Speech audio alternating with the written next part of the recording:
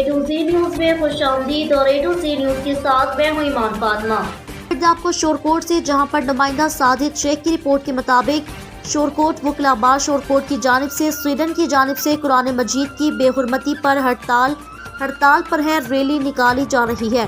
وکلا بار شورکوٹ کے صدر سجاد حسین سیالوی ایڈوکیٹ اور جنرل سیکرٹری وکلا بار شورکوٹ حافظ کیسر محمود ایڈوکیٹ ریلی کی قیادت کر رہے ہیں۔ قرآن پاک کی بے حرمتی پر امت مسلمہ کی دل آزاری ہوئی ہے۔ صدر بار سجاد حسین سیالوی ایڈوکیٹ، جنرل سیکرٹری وکلا بار شورکوٹ حافظ کیسر محمود ایڈوکیٹ نے کہا، یہودی لابی دین اسلام کی دشمنی پر اتر آئی ہے، جو کہ تمام مسلمان سویڈن کی اس کبھی حرکت سے رنجیدہ ہیں۔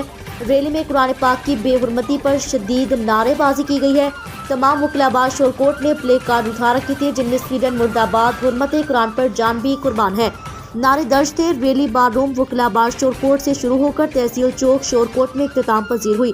صدر وکلا بار اور جنرل ودیگران نے حکومت سے مطالبہ کیا، سویڈن میں قرآن پاک کی بے حرمتی ہوئی، اس پر فوری نوٹس دیا جائے، جلد بین الاقوامی سطح پر آواز اٹھائی جائے، بصورت دیگر احتجاج کا دائرہ کار وسیع پیمانے پر ہوگا۔